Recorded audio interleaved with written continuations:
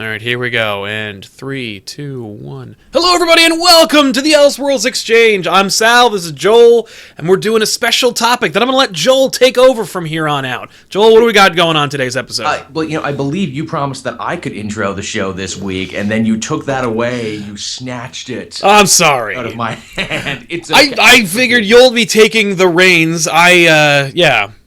Well, I also didn't want to leave it to have that awkward okay, when do I go?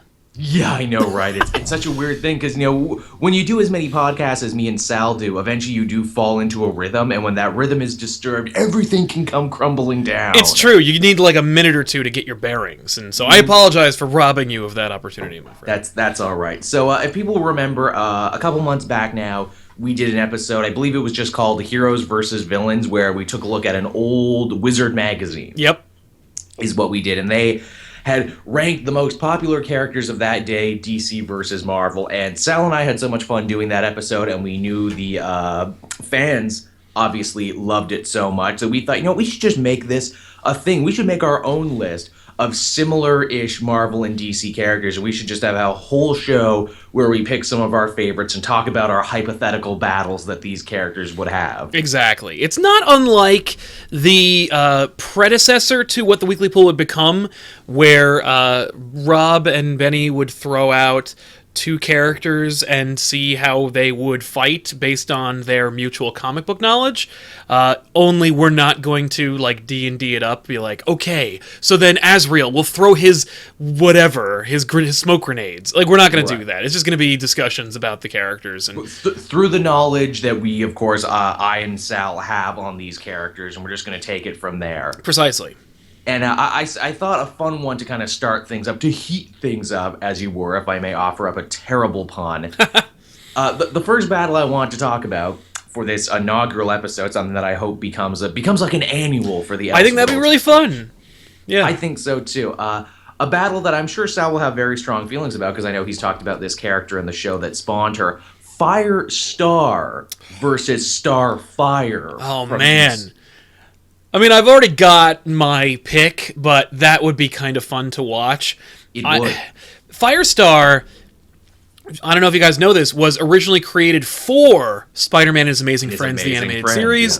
Yeah. Show from the 80s that is borderline unwatchable unless you watch our commentaries. Go to ComicPOP.bandcamp.com to check those out. The jump over to the comics and was actually featured quite prominently in one of the last X-Men runs before kind of disappearing again. It's true, and it was also interesting that they went ahead and for Spider-Man and His Amazing Friends, they made Angelica Jones into a mutant and made her a former member of the X-Men. And of course, being an avid comic book reader in the late 80s, I was like, who the hell is Firestar? Oh, I see what you're doing. You're creating a character that looks like Mary Jane, so you don't put Mary Jane in the show. But yeah, it was... the only exposure to Firestar in the comics that I had any real experience with was her cameo/role in Maximum Carnage. Yeah. Where they're like, we'll call Firestar. And I'm like, wait, really? Isn't she just from the cartoon? From that show? Yeah. Yeah, and they were like, no, and she was a part of the New Warriors, and she's had several costume changes. So you know what a quality of hero she is if she was on the New Warriors. If she was a New Warrior. I remember after Civil War, I think they did just one, because when Civil War came out, they were just printing books with where they only had to make half a cover. Yep. And one of them was just a throwaway where Firestar's at a bar, and she's just crying about how, she sucks, and she's like, I'm not being Firestar anymore. It was more or less them saying, if we could have killed Firestar, we would have, but instead we'll just have her realize she's lame and quit.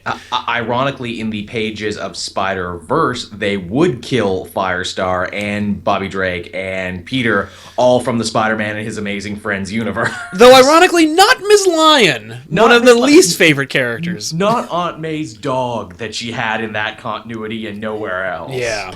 Firestar versus the once and future romantic interest for Nightwing. Also, one of the funniest alter ego real names outside of Blackagar Boltagon, Coriander. Coriander. Sounds like a spice. Sounds delicious. Yeah, it is a spice. I know. That's like some Dragon Ball shit when you find out that all those characters are puns. Yeah. Like all those names. Vegeta, vegetable, you know? Yeah, how bizarre. The Briefs family and all that other stuff where it's like, well, the Japanese have an odd sense of humor. Yeah, they really do. Their whole approach to story structure blows my mind, but that's another show. Garlic Jr. and Frieza and his brother Cooler and their father King Cole. Like, are you kidding me? What are you doing? And yeah, but at least the show is marketed for kids who are like, it's actually, I like when they do that, because for kids who are watching the show, they're like, oh, this is clever. I'm on board. Like, I'm a little bit. It's not like animation in the 80s for children, where it's like, I am 10 steps ahead of the protagonist. Like, when are we gonna get to the end of the episode? We're only 2 minutes in. I know his nefarious scheme and where he is. You should be really on top of this shit. Whereas with Japanese animation anime made for like kind of younger audiences, it's so that you're like maybe a half step behind them. Yeah. So you can be like, I'm drawing parallels here. Starfire, of course, brings a lot of interesting powers to the table. Yeah. Flight, energy blast. I know when Paul Miotti started his Starfire book, like in their special Zero issue or whatever, she hung out with Superman for a little bit. And Superman's like, man, we have very similar powers, don't we? Man, it's almost like the guys at DC Editorial are a little unoriginal. She's like, no! But she does have energy projection, unlike Superman. Energy projection, which is a great ability. She's been able to, be in a lot of fights with a lot of heavy hitters and come out mostly unscathed from it. She's also interesting because, as we mentioned in the last episode when we riffed and joked about wouldn't it be funny if Starfire joined the Bat family by association, yes. She has the sweet disposition of a child. That's right. Although the sexual liberation of a 19-year-old. That too. It is an odd thing that they walk there. Oh, Wolfman and Perez. Oh yeah. Now, okay. I think for this pairing we should do both the comic book versions and their cartoon counterparts. In what? Oh, that's good. I think. In this situation, you kind of have to. Your hands are kind of tied in this one. It's true. More people have a familiarity with the Teen Titans animated show Starfire than the comic book Starfire. And God help you if you were a little girl who watched that show, loved Starfire, and then picked up Red Hood and the Outlaws. Oh my God! Oh, this is going to be just like it. Thanks, Scott Lobdell. You lost another one. Yeah. Now, our co-host from the Weekly Poll, Faust, might argue that the truer version of Starfire is the sexually liberated, like, naively promiscuous character who's all about liberation and body image. That said, I as an American and our like as an American or as a Westerner with no great like huge list of female protagonists for which young girls can identify. I really appreciated the creation of her character in the Teen Titans show. Teen Titans can go fuck itself, but you're really Teen Titans, that show was a lovely balance of both drama and hardcore comedy. People love it for a reason. It's also probably one of the few mashups of superhero and anime tropes that actually work and doesn't make me want to vomit. Yeah, and that's funny though, because every anime fan I know is like, that is not anime. What we're looking at here is what some idiot thinks anime is. It had a score by Puffy Amiyumi, man. Come on. Yeah, it's true. Come on. So, okay.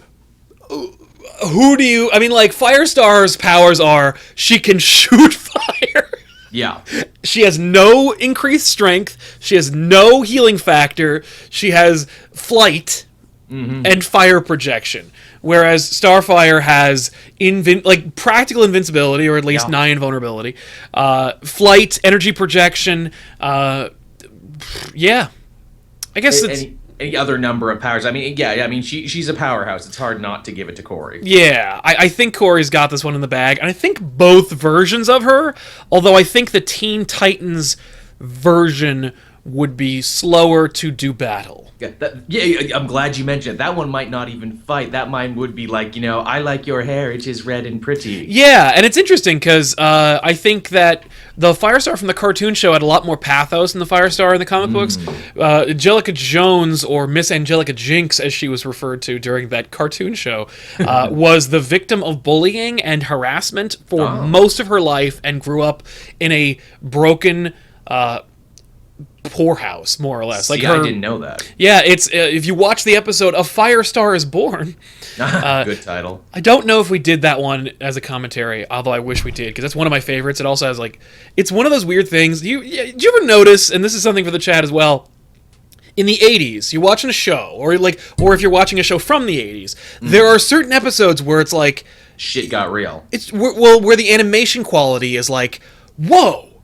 Who did the A-Team? Who's the A-Team working on this episode?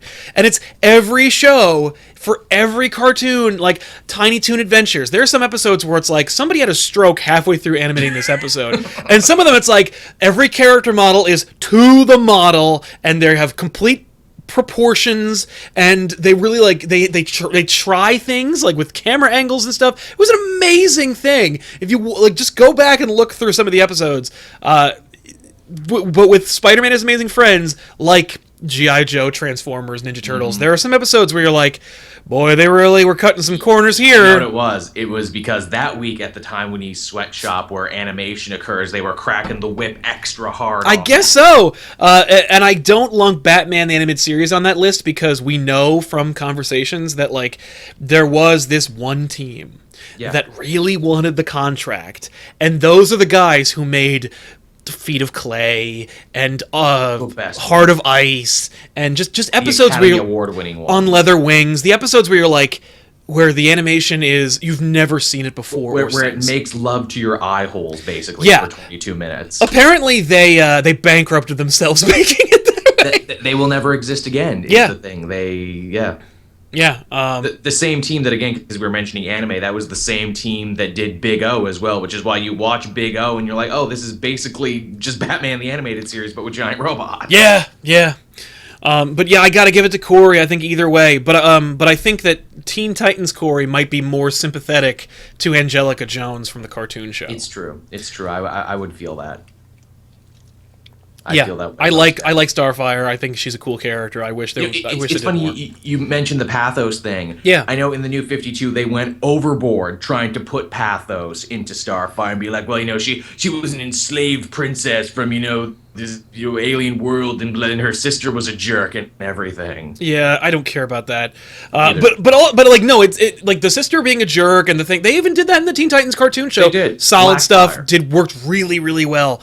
I always grew up with Starfire being, I think she was betrothed to somebody at the time, and so it was this kind of I really where it's the pathos was, I want to be with you, we're soulmates, but I must marry this other person because it'll unite my kingdoms for the good of my people. And it's cool though because we all know it's a marriage of convenience, political whatnot. And also she makes a point where she's like, we can still fuck. It's just that we know it's a loveless marriage, and they're like. And Nightwing's like, no, I am an earther, bitch. I am not down for that. I don't cotton to that. I was raised right by Batman. It's 1989. I do not know what polyamory is. Nor will I. Yeah, nor am I interested. Batman's like, you should try it. It's bitchin'. Batman's like, have you seen how I live my life and all the string of lovers that I have? Yeah, I've never technically broken up with Catwoman. It's true. It's just that sometimes I'm not fucking her. Anyway, listen, you're on ComicPOP, ladies and gentlemen. This is the show.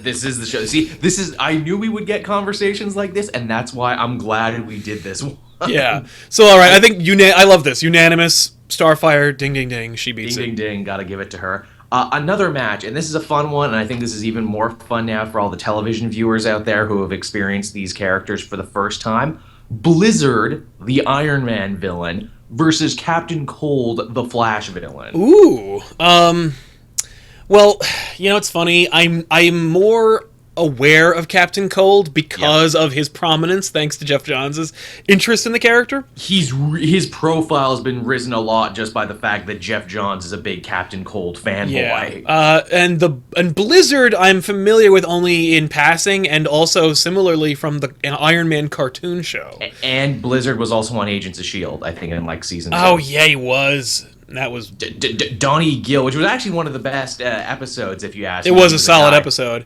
Building a weather machine, and as often does in comics, it explodes, and instead of dying, he gets superpowers. I remember thinking at that point, I'm like, oh, we're doing this now with the show, huh? Everyone's gonna have a problem, and they're gonna blow up, and blah. Like, we're gonna have a villain of the week. And Most of the other times when we see Blizzard, too, he's a real background D-list Iron Man foe. I mean, like, Iron Man has shitty villains, like outside the Mandarin. Yeah. And like, Fin Fang Foom. When a dragon is one of your best enemies, I mean, what does that say about? I was gonna put Ironmonger on them, like, no, not even Ironmonger. Ironmonger's not a good villain. No, he sucks. I love him in the movie though. His freaking son, Ezekiel Stain, is better, and even then, Ezekiel Stain only has like one Matt Fraction arc, and then he's done. No, it's true. I mean, it's an interesting pairing because they both rely on technology to use their powers. Captain Cold not always, because in the beginning of the New 52, they had this idea where it's like, no more gadgets for their foes. They can all just make their powers come out of them, but then they would actually revert Captain Cold back to his much more interesting gadgeteer phase. Exactly, and I think that I remember in the beginning of Forever Evil, he's like, this is really creepy and weird. I don't know how to use my powers like this. How do you do it? And they're like, no, it's cool. Like, trust me, when you get used to it, it's gonna be awesome. He's like, fuck that, ray gun, like. Ray gun for life. But if it's Captain Cold Gun versus Blizzard and his Blizzard armor, yeah, I kind of want to give it to Blizzard just because he's surrounded by a gun, whereas Captain Cold is holding one. Blizzard definitely has defense on his side, that's certain. And you figure if he can kind of go punch for punch with Iron Man, yeah. You want to give it to him. I would argue Captain Cold is smarter, and that if like Captain Cold can get punched by the Flash and still get up and still do it all again next week. Yeah, that's true. Also, Captain Cold, I want to say, is more ruthless and cunning than the Blizzard. Blizzard is just a jackass in an Iron Man suit, and he's not even that good at it, obviously. Captain Cold will punch your kneecap off. Yeah, exactly. He'll freeze your leg and then kick it off. And also, you figure as a gadgeteer and as a guy who works with freezing stuff, he can take a look at that suit and be like, I see what you did there. And then he'll maybe like cut a wire or something and be like, yeah, see? Now, because I was thinking, like, if Captain Cold were to freeze some aspect of the armor, that would work. But if it's Blizzard, you're operating in sub-zero temperatures with the armor, so it's all gotta be protected from the elements. Also, like, as we mentioned too, when it comes down to defensive stuff, Captain Cold doesn't really have a lot of defensive aspects. He's a dude in a parka. Yeah, he's literally not wearing a single shred of armor. He is like a woman in World of Warcraft. He doesn't have a stitch of armor on him. And it's not like they retcon and be like, no, there's a nano weave in the parka that keeps him safe. No, it's just a regular parka that he bought at the Walmart. Yeah, he's a low rent villain, but he's resourceful. He's like the Scarlet Spider of the Flash's Rogues Gallery. But then again, that's like most Flash villains across the board, where it's like, I'm kind of a dumbass, except for in this one regard that I'm really good at something, but instead of making a fortune patenting my technology, I'm just going to rob banks. Right. Well, I mean, that's...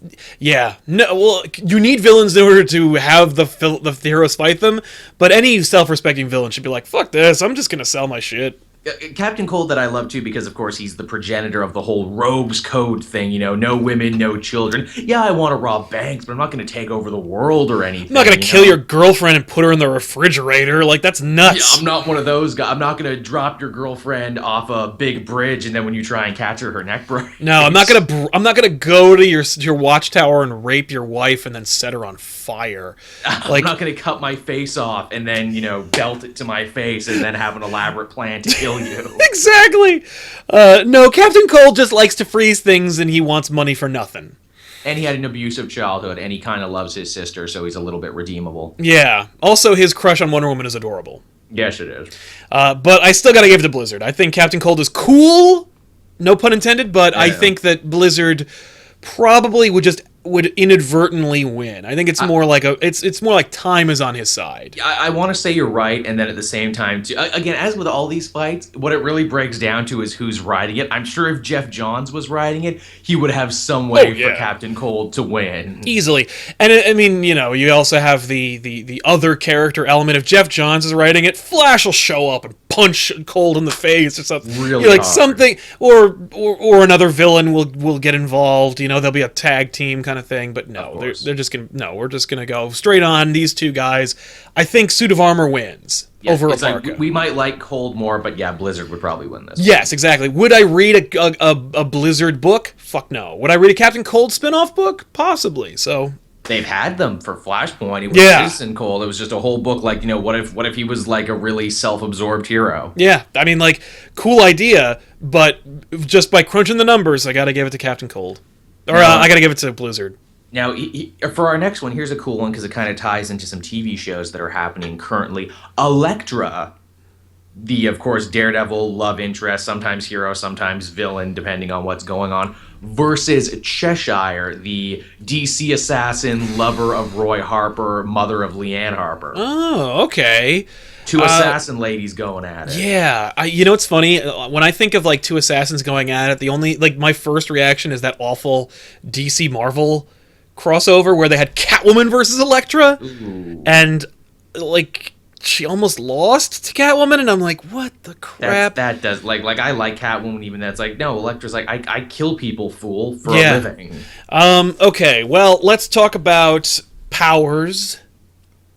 As far as Elektra goes, she can defy death occasionally. Beyond that, she's mostly human, though. Mostly human. She does have, like, crazy... She's as human as Daredevil is human. Exactly. She does have crazy training, and she has a high pain tolerance, but otherwise, pretty much just a person with amazing skills. She's basically Batman, as far as skill level goes. More or less the same, just, a heightened human... master of ninja weapons, master of poisons is the other thing. Also, perennial baby mama across just across the entire thing. Had a kid with Red Arrow, Roy Harper. Had a kid with Catman too. She's just having all the babies. Yeah, I think that. Okay, my familiar with Cheshire is only in, like, Secret Six and stuff. So, like, which is a good place to know her from. Has she ever died? Jack can help us out, but, like, has Cheshire ever died? Because if she hasn't, then I'm going to give it to Cheshire, because Elektra seems to have a predilection towards death. She really does, and getting stabbed with people with weapons very similar to what Cheshire carries around anyway. I mean, let's look at the Bullseye versus Elektra fight. Bullseye, another character who has the same level of pain tolerance / skill. It's just and no superpowers. And Bullseye defeated her with naught but her own sigh. So I kind of want to say that Cheshire, being a master of poisons, if she lands one blow with one weapon and it's poisoned, you gonna die. Elektra's done. Elektra might be merciless and, like, an assassin, but also, I think... Oh, God. I was going to say, in the New 52, also to add more to this Cheshire thing, briefly, in, like, the James Tynion run, when Cheshire reappeared, she had, like, disappearing powers, which, again, makes sense, like the Cheshire Cat from Alice in Wonderland, of which she is named, I can appear and reappear. Yeah, they just dropped those powers once Tynion was done doing it. They're like, yeah, no, those powers are gone now. Oh, all right. She was basically Nightcrawler for a second. She could bamf for a second. I guess they were like, then she'd be too OP. She gets one sliver of kryptonite, she takes over the DCU. It's true. It really is true, where it's like, that's too much power. Yeah, that's fair. I think I got to give it to Cheshire just based on her skill and power set. If she can poison you, and she's a master of weaponry, no amount of training will. If you have equal training, but one is also a master of weapons, yeah. She brings a little more to the table, I'm going to say. Now, of course, I'm sure some would argue, well, Elektra sometimes is able to beat Bullseye, and, is Cheshire better or worse than Bullseye? Yeah, that's an interesting pairing. Again, like, well, Well, that's a tough thing with all comic book battles, because then once you start comparing the people they've beaten to other people from other universes... Yeah, no, you need to have, like, a barometer. You need to have, like, one benchmark. And, yeah, I don't know. I feel like, based on Cheshire's skill set, I mean, like, I want to pull in maybe some team affiliations, because, like, since Elektra is sometimes the leader of the Hand and has her own army of ninjas. Cheshire's been on a couple evil teams. I think she was on like the Terror Titans for a bit. I am not familiar with them. Yeah, I know. She was on them. I know during that Aquaman and the Others run, Cheshire was hired by like that evil Russian ultra-nationalist group with like KG Beast and NKV Demon. And all those other guys, and she's like, I'm here as a mercenary. I don't care what you're doing. I'm just getting paid for this. Right. I mean, like, the question is, can the Secret Six defeat an army of ninjas? Well, they have fought a lot of ninja. I say yes, and if that's the case, then that's really the only ace that Elektra has in her pocket to summon ninjas at them. Yeah. And if we're gonna call in recruits, Cheshire has bigger guns. Indeed. So, yeah, I'll give it to Cheshire. Joel? Ooh, go Cheshire. Yeah, I was always Team Cheshire, so that's good to know. Yeah, I mean, Elektra keeps dying, man. It's not awesome. Is it cool that is it cool that she came back from death? Yes, but she still died though. Like, she was still defeated. Yeah, it's like at a point you're just like, just get your shit together, girl. Yeah, exactly. Maybe pick up a gun. Yeah, really. It's like, hey, I'm the greatest assassin in the Marvel Universe. I have a gun now. Yeah, I have a gun now instead of a sai, which is really a defensive weapon, by the way. It's supposed to parry attacks and break the thing. Yeah, with it. You're not supposed to stab people with them. That is the equivalent of a misnomer. That's Raphael and Elektra made no help. Thank you, as Raphael would tell you. Yeah, these are not offensive weapons. They become them because they're pointy, like anything, like a pencil. They're farming tools is what they are. All those famous ninja weapons that we love so much, they're true. Farming tools that were used to like overthrow the shogunate. Yeah. Because it was a bunch of poor farmers and that's what they had. Exactly. I like that. Resourcefulness. Yeah, totally.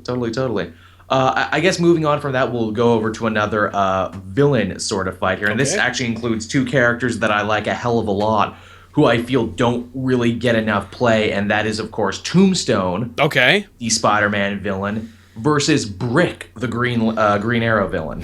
Okay. Both crime bosses, both super hard skin. I don't know Brick, so I'll look him up a little bit. I am familiar with Tombstone. Brick shows up in Young Justice for like a second when Roy Harper is like messing with a meeting down at the docks, and of course it was Brick. All right. Well, it says here, according to our good friend Wikipedia, that Brick is invulnerable. Yes, almost entirely. And when you're fighting a hero whose deal is he puts pointy pieces of wood in you, to have a villain who's covered from head to toe in bricks and who can't be hit by pointy sticks. Right? I mean, like, okay, Tombstone can take a beating. He is durable, but not invulnerable. He has connections, but he, again, is just more or less a guy. I mean, he's an albino. That's the thing. He's an albino, so the sun can really destroy him. Friggin', when Tombstone goes out, he always needs to bring an umbrella. Yeah, like, all Brick has to do is wait, and he can defeat Tombstone. You're saying he's white from Venture Brothers. Yeah, I mean, it's just...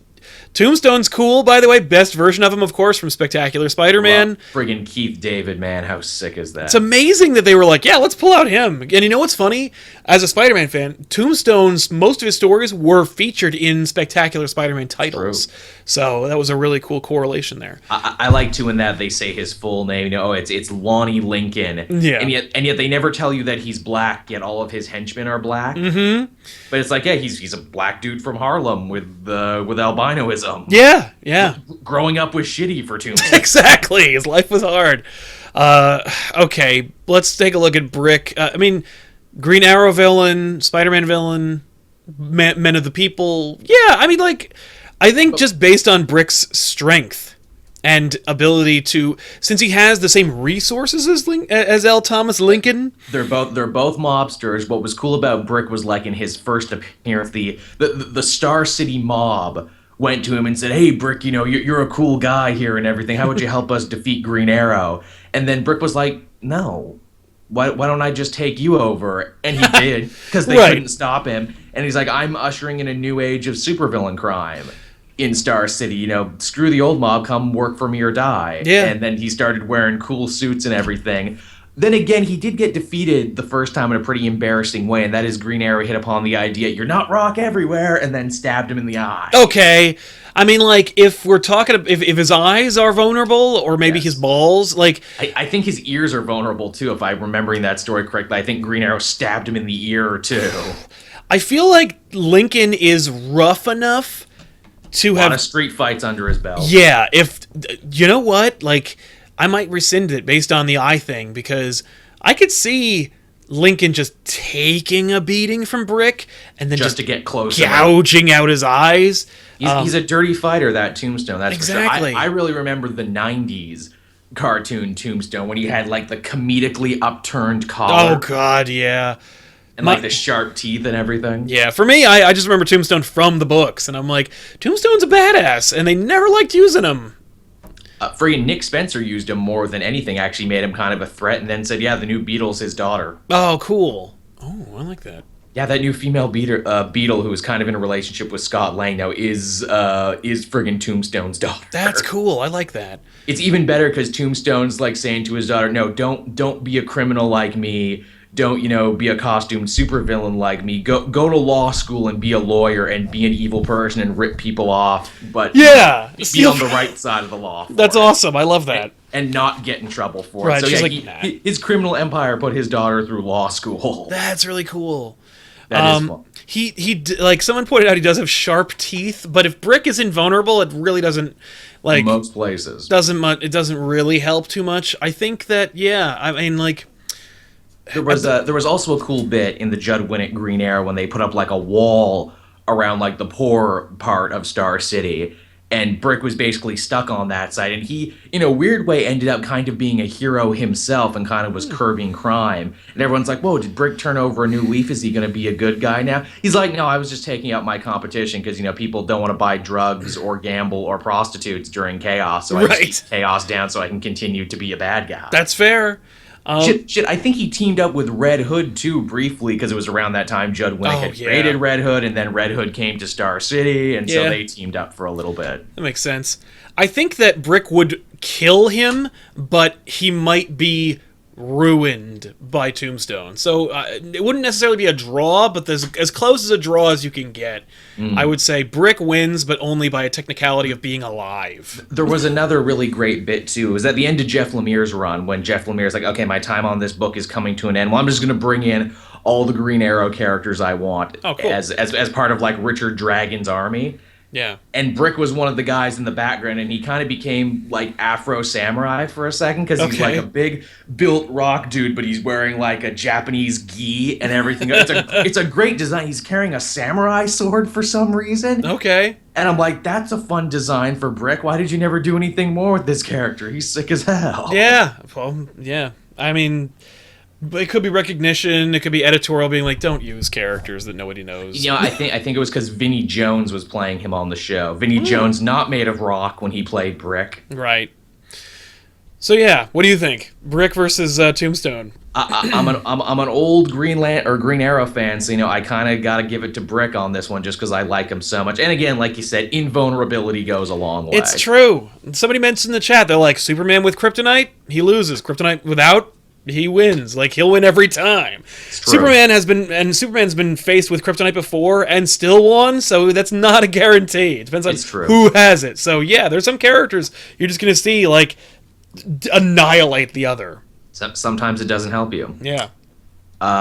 Moving on, here's another fun one, and I know the chat was mentioning him, so I guess it bears repeating, and I know you know quite a bit about this character. Steel. Oh god. Yeah. Versus War Machine. Oh man, that's a cool fight. Yeah, it is, isn't it? Okay, I think you got two guys. They're both armored. One has Stark tech. The other one has his own personal tech. Steel's hull is probably stronger.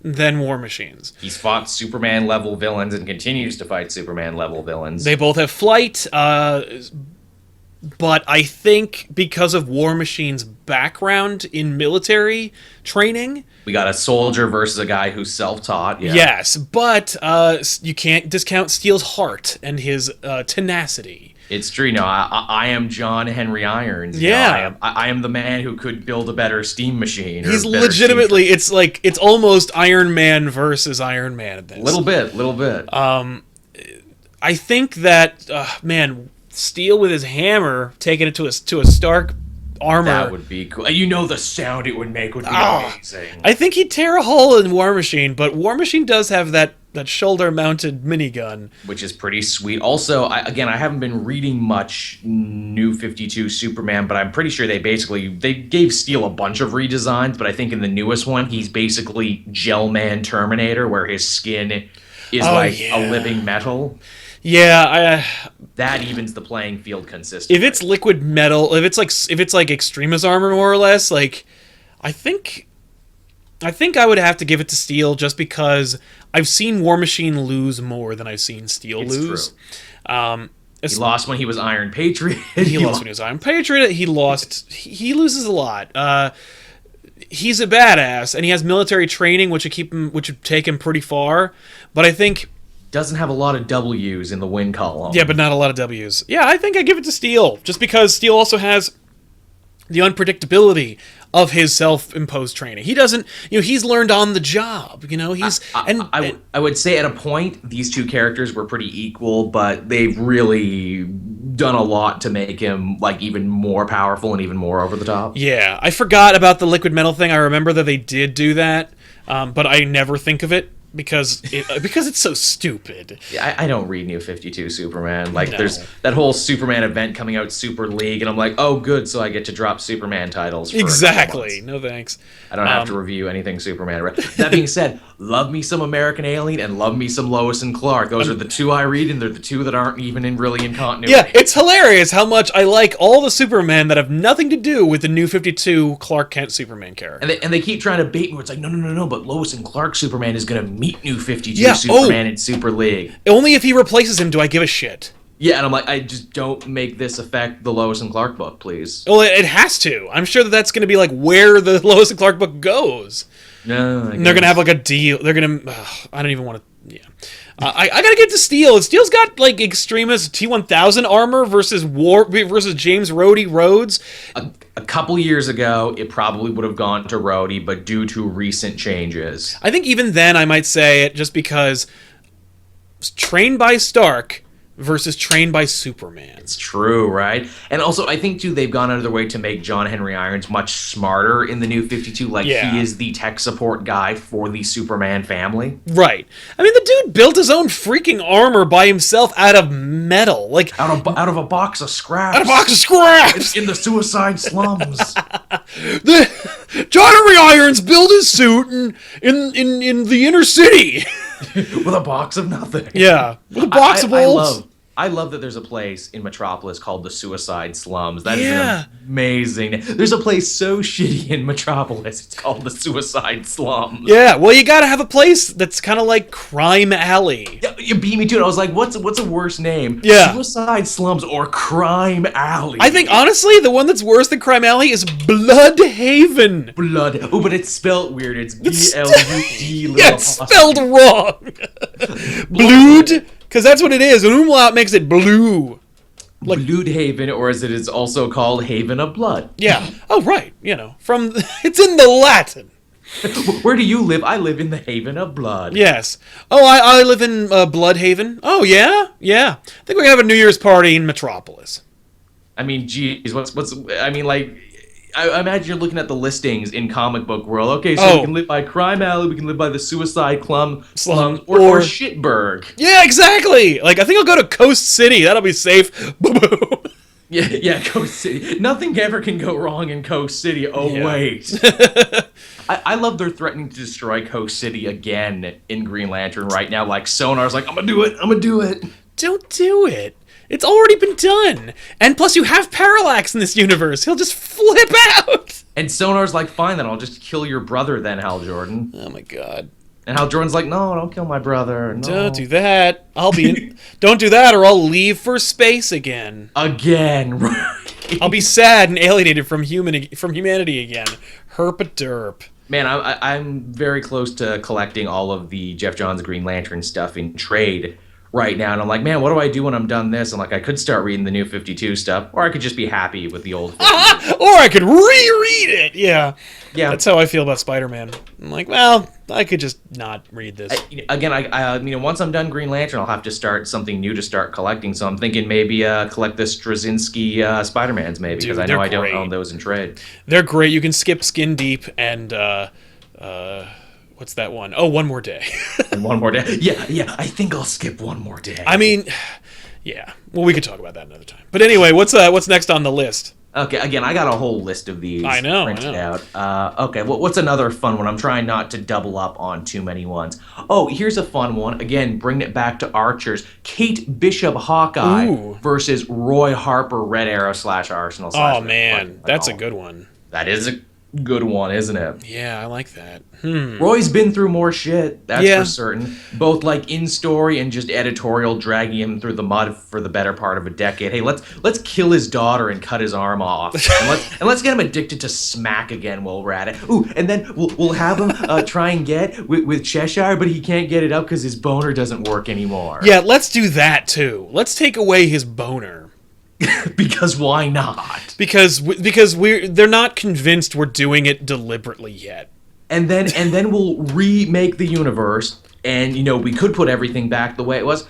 No, we'll break him up from Green Arrow. In fact, he was never even the first Green Arrow sidekick. Diggle from the TV show was his first sidekick, and their great relationship was broken up when Roy Harper came around. Wow, so he's also like a homewrecker, more or less. Yes, he is, and he wears a stupid trucker cap and cut off flannel like Nirvana shirt, like he's taking fashion tips from Larry the Cable Guy.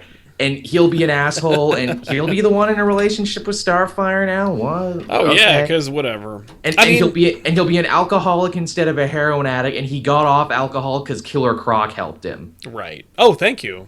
Oh, that's cool. Thanks, Killer Croc. I didn't know that was one of your skills. Was that he's also an AA counselor. But Killer Croc has been in such a weird position in the new 52, where it's like, well, he's kind of good, but he's kind of bad, but he protects, like, orphan children in the sewers and everything, and, like, he kind of works for Catwoman when she's trying to go legit and everything. Yeah. I love Kate Bishop. I think she's a sweet, awesome character. She is, and she's grown so much. Yeah. And trained by Clint Barton, can't fucking beat that shit. That said, trained by Ollie Queen, he's a better archer. With help from Black Canary and, of course, battle-hardened with the Teen Titans and all of their stuff. Led his own Teen Titans team over the last little while. And Kate didn't lead the Young Avengers, although she should have. If they ever redo that book, she probably will. Oh, I hope so. She needs to freaking take over that team, because they never had a competent leader. I love Kate Bishop. I think she's an amazing character, but I gotta give it to Roy. He'll kill her, as opposed to her. As much as I hate the stupid Arsenal arm thing, I'm sure he'd get that involved, like, oh, I got a robot arm. Yeah. I mean, like, Kate would also make him... I mean, like, Kate would destroy him psychologically. She'd be like, hey, I read some of your books. Wow. Yeah, really, you've had a hard go. So it's like she just drops like a baggie of heroin down there. She's like, uh-oh. Yeah, exactly. If he gets the heroin shakes, I guess maybe she might be able to defeat him, but... Oh, no, you know what she does? In a total dick move, it's like, my guy has so many trick arrows. Yeah, this is what I call the heroin needle arrow, and she shoots it into his vein. And he's like, what did you do? I just got you addicted to smack again. Yeah, you're gonna feel great and not fight me. You're gonna feel great, then feel really bad in about half an hour. Exactly. And then before you know it, Roy Harper's running around stealing car stereos again. I mean, like, what do you think? Because this is a case of I want her to win because I don't like him so much. Yeah, but I used to love Roy Harper, and that love turned to hate. Thank you, DC. Yeah, but I think he's more ruthless, and he's got it over her on power level. But personally, I think this would end in more of a draw, is the thing. I think they're actually pretty evenly matched. Now, that being said, I have my own theories on Green Arrow versus Hawkeye. Oh, I give it to Ollie every time. Hawkeye's amazing. And no one else seems to. Like, I know they did a death battle, Green Arrow versus Hawkeye, And they left out perhaps one of the most important pieces of information, and that is that Green Arrow has fought more archers in his career. Like, a good chunk of his rogues gallery are just other friggin' archers in colorful costumes, and because of that, Green Arrow knows, like, the special technique to split an arrow down the middle when it's coming at you. Yes. I mean, Merlin, Kimono, Cupid, and, like, I can't even think of how many other villains who are just people with bows and arrows who he fights. Right. Yeah, I think. I mean, definitely. I would give it to Ollie for versus Hawkeye, but if it's Hawkeye, but then with Hawkeye, people argue, yeah, but Hawkeye has better toys. He has the Pym particle arrows. He was Ronin, and he was trained in hand-to-hand combat by Captain America. Yeah, Ollie has better trick arrows. I would say so. And yes, even the boxing glove arrow. The boxing glove arrow is great, and I will hear nothing else of it. That's right. I will not take any guff about that boxing glove arrow. It's awesome. Now the donut arrow from the Golden Age, which he would use to feed starving children, the donut arrow is kind of that's a little much. Now, but, if the guy you're fighting is diabetic, though, oh yeah, then he's a hero. Then you hit him with the donut arrow, and That's right. Oh no, my only weakness, where's my EpiPen? Yeah, but I don't know if Roy is diabetic. He is. I do like that smack arrow, but then you have to make sure that Kate Bishop has access to heroin and can synthesize it into an arrow. I mean, like, really, a needle is an arrow, just without trajectory. But have you seen that apartment complex where they live? That's true. Think they know where they can find some heroin. If the fight is in her apartment, if the fight is there in that at shitty Hawkeye's neighborhood, shitty apartment that he owns, then I think there might. I don't know. He would kill her, but she would. But he would remember her. I don't know. I mean, she fought pretty good against the Mime and those tracksuit Dracula guys. She did pretty goddamn good at how that. many? I mean, like, how many Hydra guys has she defeated in one sitting? A lot, right? Like, but yeah, he sucks. You know what? Like, maybe let's just say he gets in his own fucking way. With Roy Harper these days, yes. Hell, even in the best version of Roy Harper that's going on right now in Titans Hunt, yeah, he gets pulled over by the cops for drunk driving, right? Because he was, yeah. Yet, like, this hero he had a big bottle of scotch and he was driving, and then gets into a fight with the cops. So now he's assaulting police. Yeah, and he needs to get broken out by friggin' Caveman Boy. And I'm just like, dude, friggin' Roy, you kind of suck. Oh no, he wanted to steal a car. He's like, okay, now we got to steal a car. And Caveman Boy was like, no, that's not what heroes do. And Roy's like, I don't know the difference. Yeah, I'm not one of those. And I'm like, yeah, New 52, Roy, you don't know the difference, and that's the problem, right? Yeah. All right, yeah. Just so that we don't have a huge blemish on our record, let's say that she wins anyway. That's fair, because I'm sure if this was the New 52 version of Roy, he'd like trip over his shoelaces. Exactly. Or something. No, you know what? Like, yeah. No, she's too cool to lose to Roy Harper. He'd be winning, and then he'd fuck up. Yep.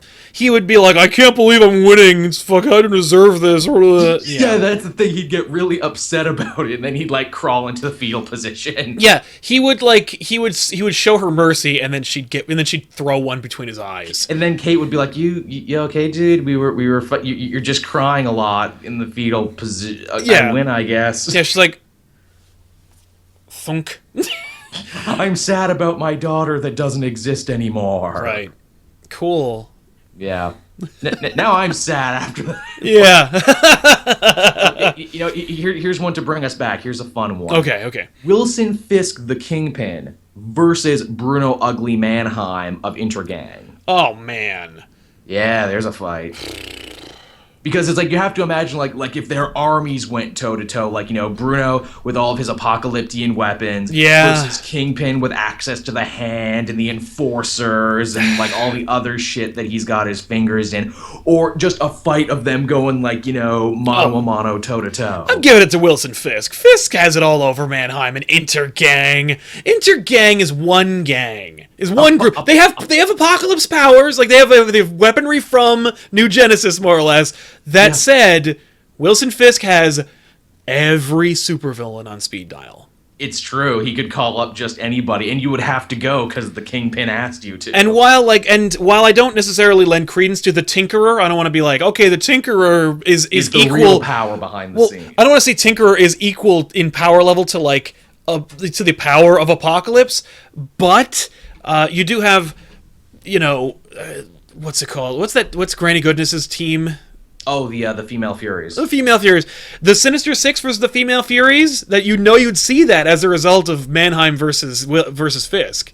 Oh, I mean, the Furies would stomp the Sinister Six. They would. I love the Sinister Six. They would, but like the Sinister Six would then be added to the Sinister. Like there's so many costumed villains that owe Fisk a favor or two. He would just throw the entire D-list canon of Marvel characters at Intergang, of which there are so many. Yeah, exactly. Which then you get into another battle where it's like, well, what's the more intimidating group within the DC universe? Is it Intergang? Is it the 100? Not the CW show, the 100. There's a criminal organization in the DC called the 100. Yes.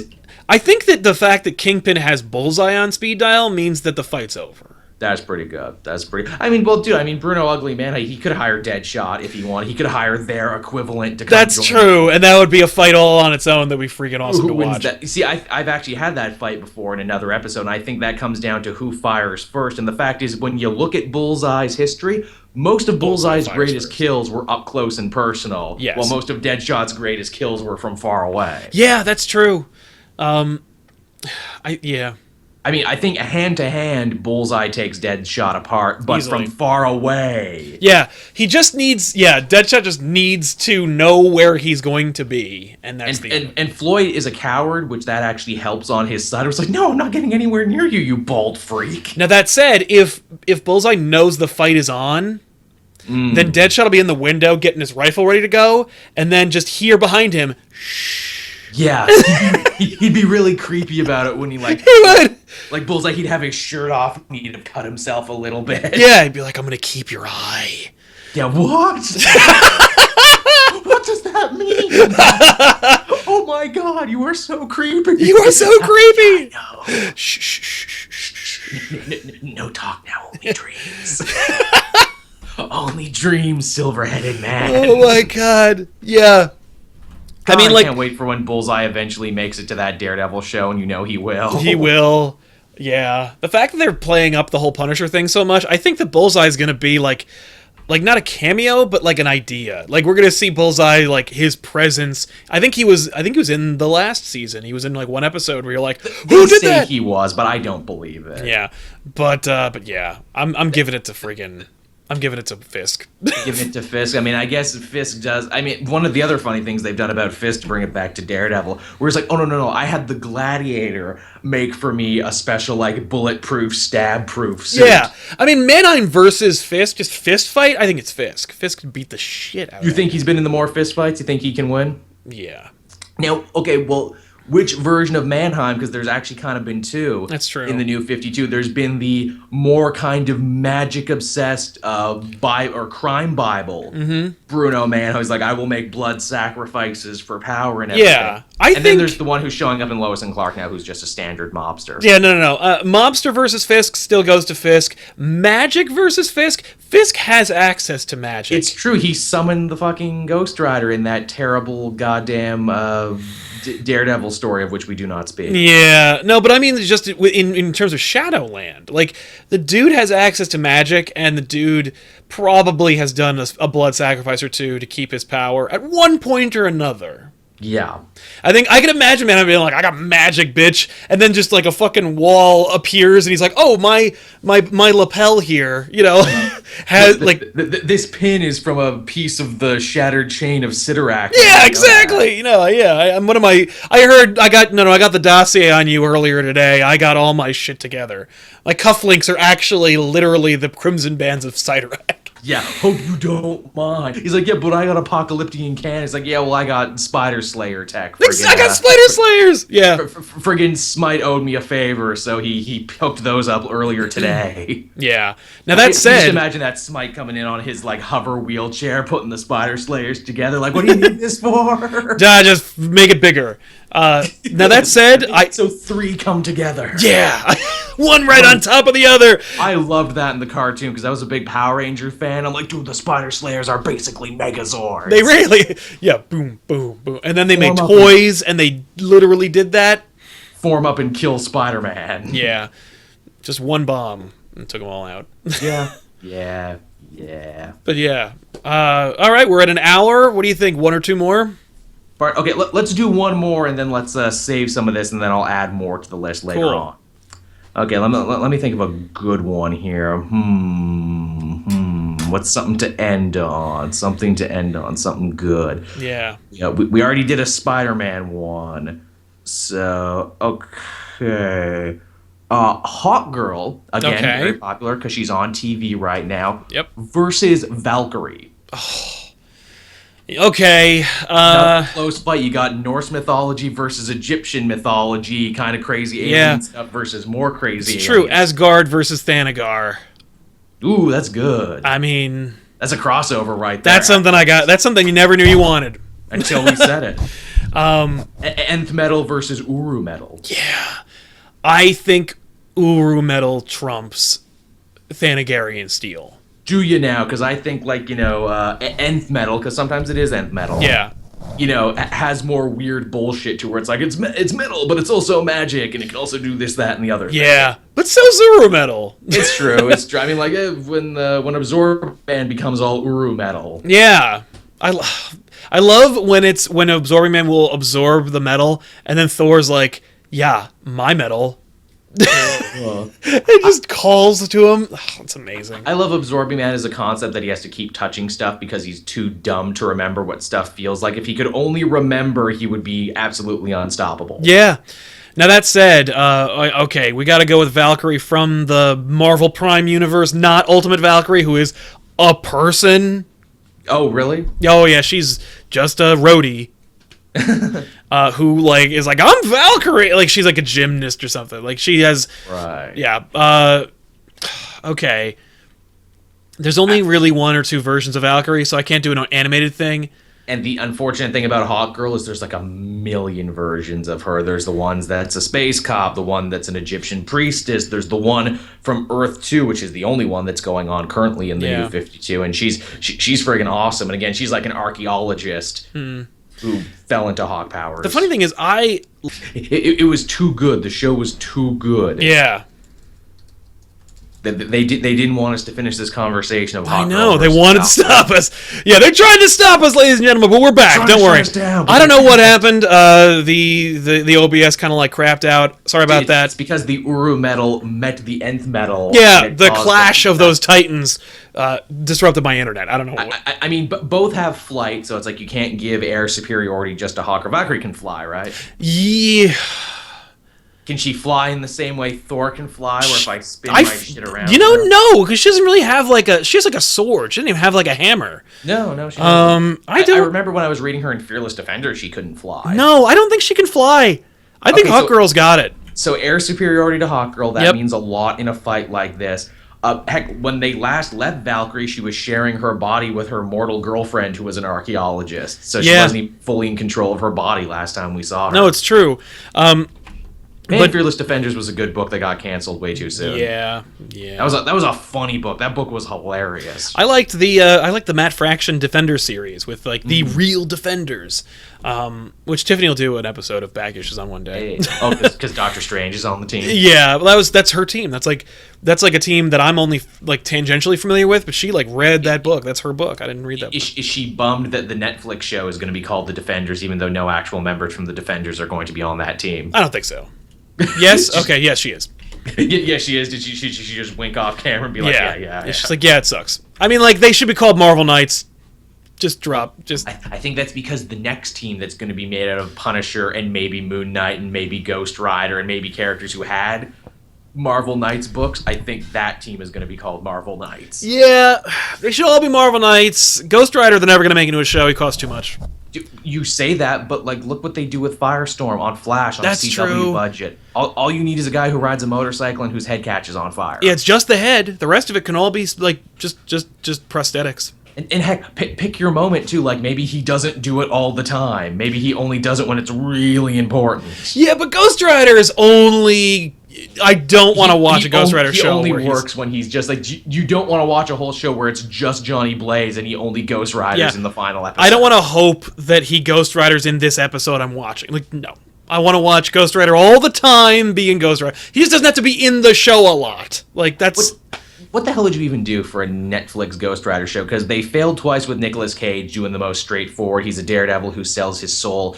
Do you do Ultimate Ghost Rider, where he's like a biker driving across America and his girlfriend gets sacrificed by Satan bikers? I mean, I think the Ghost Rider is, you keep it simple. With Ghost Rider, you keep it, like, streamlined. It's a dude who sold his soul for some specific reason, and it's just Spawn. Just do whatever Spawn did. Just do that for Ghost Rider. It's a guy who sells his soul because he was in love with XYZ, and now he's back, and he's a demon version of a character. It's a man who sold his soul so he could be a heavy metal album cover. Yeah. I mean, Ghost Rider legitimately just the coolest drawing you've ever seen. There's no really great Ghost Rider stories out there. Jason Aaron tried. I know, and I fucking couldn't stand it. It was... What wasn't that the one where they like go back to the Garth Ennis book? They used his terrible book as like a springboard. And don't they go to Sleepy Hollow and they fight like a version of the Jack-o'-lantern who was brought back to life by the devil who now has superpowers? Yes, that's what they did. It was really not great. But yeah, like. Oh, with Ghost Rider, you just make it like, it's a road movie. Every episode, it's like Quantum fucking Leap. Every episode is in a different place with a different problem with a new cast, and like and you know what? You do a TV thing. There's a cop who nobody believes him, and he's chasing Ghost Rider, and he's crazy. Like, no, I saw a flaming skeleton man on a motorcycle. Exactly, and they're like, sure thing, Jenkins, you go like chase after your Ghost Rider. There you go. Hey, Jenkins, how much peyote did you eat this morning? Right, exactly. It wasn't this morning. Anyway. But yeah. We just pitched a show right there. I know, there you go. What we didn't pitch is who wins in a Hawkgirl versus Valkyrie. Hawkgirl beats Valkyrie. I want to give it to her. I'm sure some people would say, Asgardians have fought the tougher battles, or that, Valkyrie has fought, the tougher opponents. Yeah, no, Valkyrie may be Asgardian, but Hawkgirl's a Justice Leaguer. Which, are basically gods in their own right in their own universe versus the Asgardians who are gods of that universe. And even then it's like, well, are you gods? Yeah. It's a cool fight. I would love to see Hawkgirl versus Angela. It might be a little bit different, but... that one might be a little closer. But Valkyrie sucks. Like, she's boring, and they never really did anything interesting with her yet. Except for in Fearless Defenders. But even then, like... But based on her from that book, she doesn't have flight, she doesn't have invulnerability, she doesn't even have a freaking hammer, she just has a sword. Sword's cool, and does it beat her mace? I don't think so. I think that mace breaks that sword. Mace, dude, that's a mace that can hurt Superman, let us not forget, because it's magic. Because it's magic, exactly. And it disrupts other magic, if I remember correctly. Yeah, I think so, too, in some of the versions. So, I mean, that's all you need. But plus, hey, Hawkgirl has reincarnation on her side, so if Valkyrie wins and kills her, she'll just come back and fight her all over again. Exactly. Or maybe all the versions of Hawkgirl team up and fight both versions of Valkyrie. It's like a tag team. She tags in the cool Earth 2 version with the blue costume. Exactly. Plus, she's got that never say die attitude that you really admire. I like it. Yeah. So there you go, ladies and gentlemen. That was a Versus episode, which if you enjoyed, which based on the chat, it seems like they did. People are grooving on it. I think we're going to have to do this again. I liked this show. This was a lot of fun. Joel, great job. Great list. Happy to do it. I had these saved up, so I wanted to do it. Yeah, I loved it. It was fun. We're going to have to do this, what do you think, monthly basis? Let us know in the comment section down below. Should we do this on a monthly basis? Yeah, let the Versus special be the Elseworld Exchange annual. It helps us out because we basically don't even have to work that hard on writing a show. We can just like shoot the shit and be like, hey, it wouldn't be cool if so and so fought so and so. It is legitimately. It's just the counter at the comic book store conversation. You lean on the counter and go, who would win in a fight? And then you just shoot the shit based on that. It's true. It totally is. So, ladies and gentlemen, we'll see you guys next week. But before we go, let's do some plugs. Let us. Today, if you watch DC Fans, you'll see me and Tiffany on a special DC episode of Off the Rack where we reviewed Superman American Alien number 4. For the second time you guys have been on this. That's right. Channel. Hopefully we can make it into a regular thing. We're looking to hopefully make that into every episode or every issue of American Alien. We will be DC's coverage for it. I'm so jealous that it seems like all my friends and all my colleagues got on that show and on that channel except for me. You just keep at it, man. You'll get there one day, buddy. Just tweet at them or something. They'll, I wrote them an email and write me back. Actually, that's not true. They actually wrote me regarding another thing that I don't want to spoil. But it's not my own thing, but it's maybe that'll be my foot in the door. Yeah, I think so. I mean, yeah, definitely. If you do that, they'll call you again. For old Joel, and it's definitely don't feel you need to campaign on my behalf. Yes. But if you did, I'm sure they'd appreciate it. But yeah, check that out. And tonight, I guess in the next couple of hours, I will be releasing the special Doctor Strange and Doctor Doom Triumph and Torment back issues starring none other than Tiffany. Yeah, you're not on the couch in this one. I'm on the couch. This is one where I'm actually on the couch, but I'm not in the middle of the couch. I'm not telling the story this time. Oh, so it's not Saga. No, it's not Saga, where I was like, take it away! That was legitimate. I was feeling like shit, and I was like, Tiffany, please do the show. Just go talk about Saga or something. But I do like mixing it up. This is like the closest thing we can do to like mixing up the show a little bit. I'd like to do that a little more. You know what's going to happen now? People are like, hey, well, maybe Ben and Ethan should sit in the middle, and maybe like Ben should talk about My Little Pony, and you should all have to listen. Yeah, but they don't read comics. Even Ben would have to talk. It wouldn't work. It would not be conducive to the show. It would be a different show. If Ben would talked about Ethan would be able to describe Watchmen, which we've all read, and Ben has seen maybe a couple seasons of My Little Pony. Got yourself a hey, you know what? You have both of them duel in that concept where it's like he's talking about Watchmen over here, he's talking about ponies over here, and you try and see who wins. Let's see how Comics Explains My Little Pony episode goes before we. Yeah, and then if the numbers are huge, we all know what we're doing. Well, it's all pony. Well, we know Comic Story will just be all pony. It'll be Pony Story and immediately following. Thus begins the pony age of YouTube comics. Yeah. So yeah, check those out. They're all on the channel. And please make use of the playlists because I work really hard on creating this really fun menu of action for you to enjoy. But Joel, what is happening on Cape Joel? What can we look forward to seeing from you? Well, if you check out on the channel today, the brand new episode of the Comic Multiverse, that's the show I do with my old Blood Sweat Comics host, Matt, came out today, episode 3. It's a Deadpool-a-palooza. We talk about all the news of the day. We also give our thoughts on that movie and a little spoiler cast thing near the end. Also, if you head on over to my channel right now, just an hour ago, I put up my review of Avengers Standoff Welcome to Pleasant Hill #1. That's the kickoff of Marvel's new big event written by Nick Spencer, one of my favorite writers going today of Superior Foes and Astonishing Ant-Man fame. Yeah, that is a hell of an issue, man. It is, right? Not to spoil too much, but it's like after Secret Wars, they're like, man, we can't have another straightforward event anymore. We have to be outside the box with these now. Yeah, it was.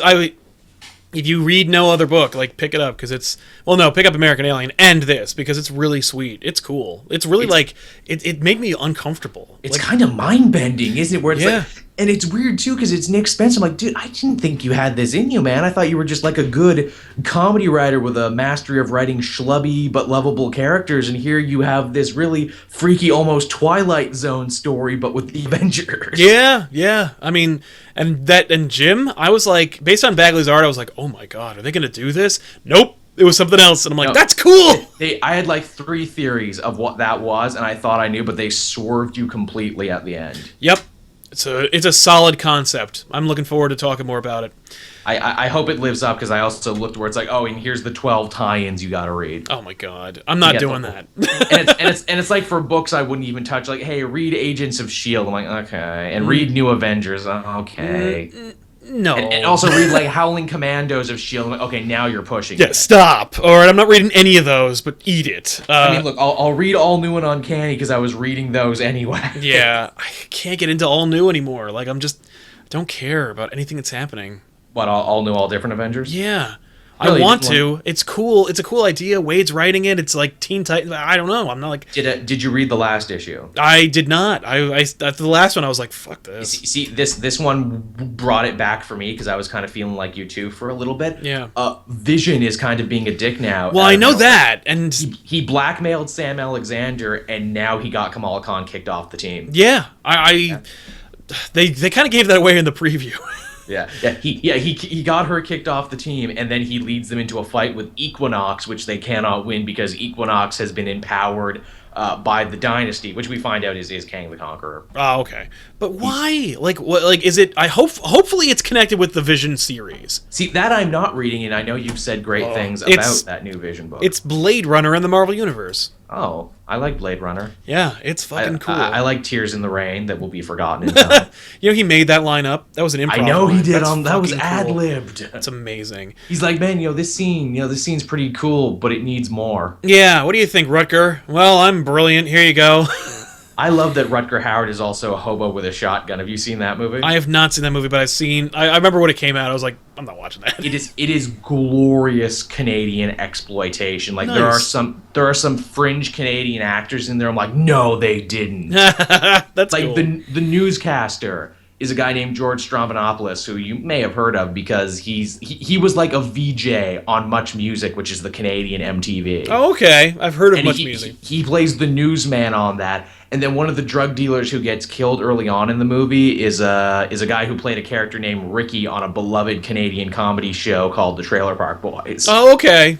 And I'm like, okay, so this is it, huh? This is one of those movies where it's like a gritty inner city movie made about America by Canadians. I like this. That's brilliant. A dude murders another dude with an ice skate. Cool. And I'm like, you made this for us, didn't you? An ice skate. That's funny. Because Canada. Yeah, exactly. We do that all the time. Yeah.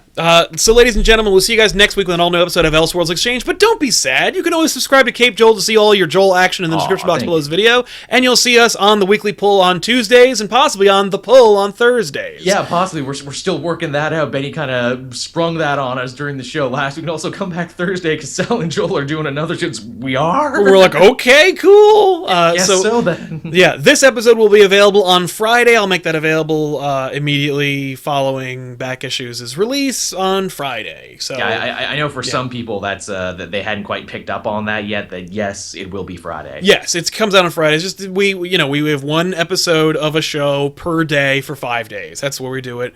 So yeah, you get this episode on Wednesdays, and you get another episode of this on Fridays. Kind of. Also, hey, if you like people eating cereal, keep your eyes peeled to my channel because I'm going to be trying some of that Batman v Superman cereal in the next little bit. Is it you get Batman or Superman? I bought Batman because I'm not going to buy two things of cereal that I might not even eat all. Yeah. To just go stale. So I bought Batman first because it's chocolate and strawberry, which seems weird because it's like, hey, Batman, he is the night, he is dark chocolate. What's the strawberry? Is the strawberry supposed to be Robin? Is the strawberry the blood of the underclass that he punches? Yeah, probably. What's funny? That all I think about when I think about that cereal is a cereal from a long time ago that I ate. The 89 Keaton one, yeah. Oh, no, not that. There was another one. Yes, because this is what they should have done. Okay, here we go. This is Nintendo cereal. They made a Nintendo. Of course they did. It was two cereals in one. Was it now? It was Mario and Zelda. But the picture just showed up on mine. Yeah, in one box, two separate bags, two totally different types of. Well, the same exact Super Mario Brothers Super Show where you would have both Zelda cartoons and Mario cartoons. Exactly. But yeah, that was a cool concept. The cereal was disgusting, by the way. Of course it was. But I kind of wanted that, like Batman and Superman. You get like black, blue or black bats in one and red S's in the other. I've mentioned it elsewhere, and it bears repeating. I am so jealous of you Americans and your vast cereal selection. We don't even have a fraction of that here in Canada because our Food and Drug Administration says no, you can't sell dessert to children for breakfast. And man, 90% of your cereals are just dessert for breakfast. What do you mean, like Cookie Crisp, where you have legitimately just chocolate chip cookies in a bowl? That is a wholesome breakfast food, just like Mom used to make cookies for breakfast. They got around it by saying it was part of a complete breakfast. Only part. You had a bowl of cereal that came with some toast with butter and some juice. That was the display they gave you. You've got like French toast crunch over there, and you've got like many degrees of fruity pebbles. I don't like French toast crunch. That's over the line for me. Peanut butter crunch. You guys have peanut butter in your toast. We have Reese's Puffs. Okay, Reese's Puffs we have. Okay. The That's the same fucking Reese's thing! Again, it's also like, it's candy for breakfast. It is candy for breakfast. Start the day with Reese's. What about fucking... Yeah, I assume you have Frosted Flakes. You know, it's just we cornflakes with sugar all over it.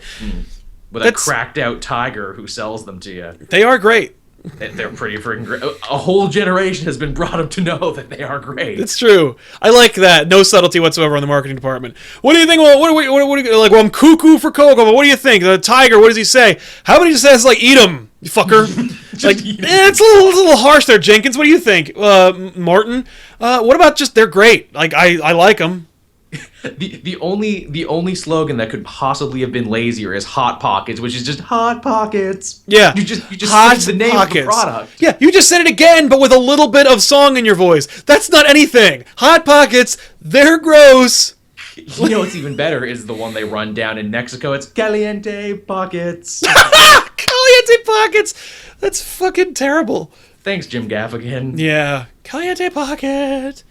Just take pocket out of pouch, put directly in toilet. See, now I feel that we need to do an episode on food and cereals in the future. I think so. I think we because we've killed 5 minutes just on this, and like, see, now we're just starting another show. Exactly. All right, everybody, another hour. No, I gotta go. I gotta stop. Yeah, I also need food and probably to do some more work. I had to go out today, so I only read a portion of the comics I have to read. Got that new Power Man and Iron Fist to read. Oh, nice. Yeah, that came out. We recommended it on last week's episode of Baggage. It looks cool. I hope it's better than that last Iron Fist series was. Yeah. That was disappointed. I wanted no part of that. This one looks more like an exploitation. Like it's deliberate. It looks like it's deliberate. It looks like an adult version of Dexter, doesn't it? With that kind of animation style. Yes, it looks kind of yes, it does. Tartakovsky-ish. Yeah, it's like Freddie E. Williams' like Powerpuff Girls. Which, hey, you know what? If that ever comes to TV, if they ever want to make a Power Man and Iron Fist cartoon, not connected to the horrible Ultimate Spider-Man of which they are kind of currently a part of, please let one of those guys do it. Oh my god. Imagine so awesome. Tartakovsky's Iron Fist. I would watch the shit out of that. How good would that be? And hopefully it wouldn't get canceled 2 seasons in like Symbiotic Titan. You know it would! It would, yeah. There's another topic right there. Canceled TV shows. Oh, well, yeah. I mean, that's... yeah. All right. Thanks a lot for watching, everybody. We'll see you guys next time on all new episodes of Elseworlds Exchange. I'm Sal. That's Joel. I'm Joel. So long. Bye-bye.